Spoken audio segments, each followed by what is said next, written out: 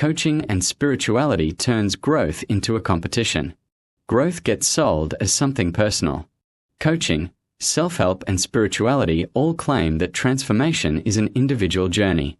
The language is always the same. Your mindset. Your breakthrough. Your highest self. It sounds private and contained, almost harmless. But nothing about a person's worldview is ever contained. Once someone adopts a new ideology, everyone around them is pulled into it whether they agree to take part or not. In reality, self-help does not stay self-focused. It becomes a set of expectations applied to the people closest to you. And in many cases, it becomes a quiet competition. Whoever appears to be doing the work gets placed on a higher tier. Whoever does not buy into the framework is seen as lagging behind. Growth stops being personal and becomes a ranking system based on whatever ideology someone has just absorbed. This article examines how coaching culture turns growth into one-upmanship, how definitions of growth become narrow and distorted, and how genuine development gets dismissed if it does not fit a pre-approved framework. The hidden competition behind modern self-help. Coaching and spirituality rarely admit it, but they have created a hierarchy of growth. There is the person who reads more books, the person who embraces more techniques, the person who talks about breakthroughs and alignment, the person who journals, reframes, and analyses themselves endlessly. These behaviors become signals of evolution.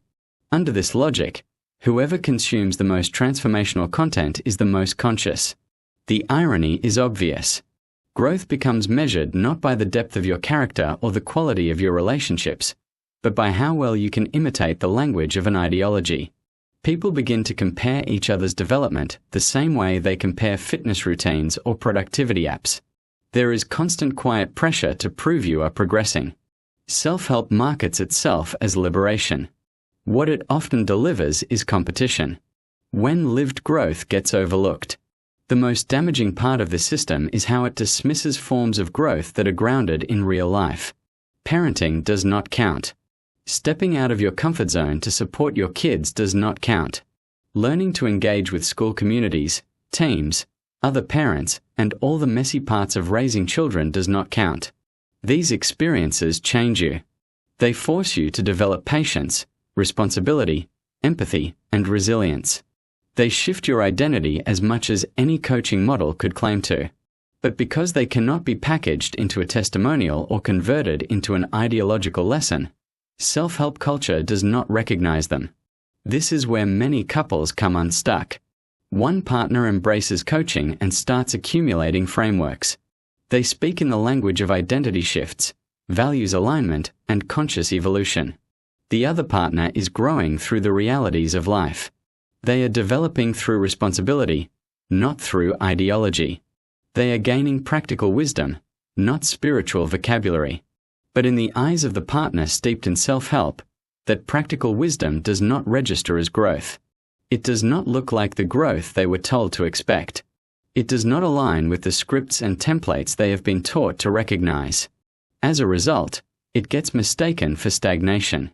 What counts as growth becomes whatever the ideology says it is. When one partner's framework becomes the only valid one. Once someone adopts a coaching or spiritual lens, they often begin expecting others to follow the same path. It starts subtly. A book is handed over with the suggestion that it will help. A guru is recommended. A model is pushed. A philosophy is repeated. The message behind the suggestion is never neutral. It carries an implication. This is the correct way to understand the situation. This is the correct way to improve. If you refuse, you must not be serious about change. My experience with Steve Biddulph is a perfect example. She adopted a particular expert, therefore he became the authority you were also expected to follow. You were expected to read the book, engage with it, and absorb it. When you did not, she concluded that you did not care enough. It was not about the problem with my son. It was about compliance with her chosen ideology. This is how self-help turns from personal exploration into a compatibility test. One partner begins evaluating the other according to how well they adopt the same frameworks. Growth becomes something you must demonstrate to their satisfaction. Your behavior becomes evidence of seriousness or evidence of failure. Self-help stops being about discovery and becomes a policing tool. The moral superiority hidden inside coaching narratives. Coaching culture carries a quiet but powerful superiority complex. Once someone believes they are growing faster, deeper, or more consciously than those around them, they begin to evaluate others from a position of height. They are enlightened. Others are not. They are evolved. Others are behind. They are on a journey. Others are stuck. This dynamic is not accidental. Many coaching models encourage people to diagnose others. They teach people to identify blocks, limiting beliefs, mindset errors, unresolved trauma, or unawareness. The result is predictable. Difference becomes pathology. Disagreement becomes emotional immaturity. Stability becomes evidence of stagnation. Inside this system, the partner who stays grounded is seen as the one who has not grown. The partner who chases transformation is seen as the one doing the real work. It is a convenient story that justifies almost any behavior, especially behavior that harms others. If you can frame yourself as the one who is evolving, you can frame the fallout as necessary or even noble. Growth becomes moral superiority in disguise. What real growth actually looks like. Once you strip away the coaching jargon, the truth becomes clear.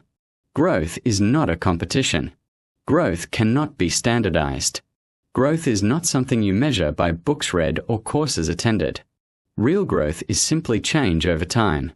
It is built through behavior and responsibility.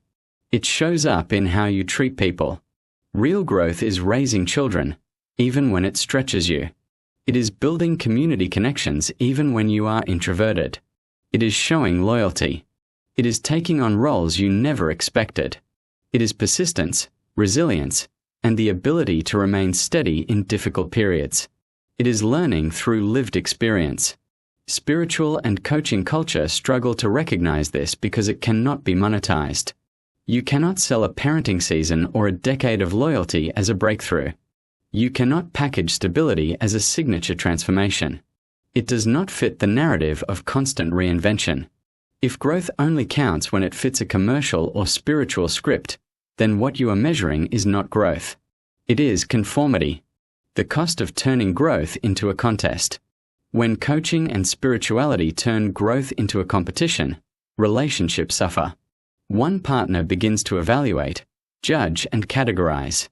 The other begins to feel dismissed, misunderstood, or placed below an invisible bar. Shared history becomes undervalued. Real-world growth is ignored. Loyalty and responsibility are recast as limitations.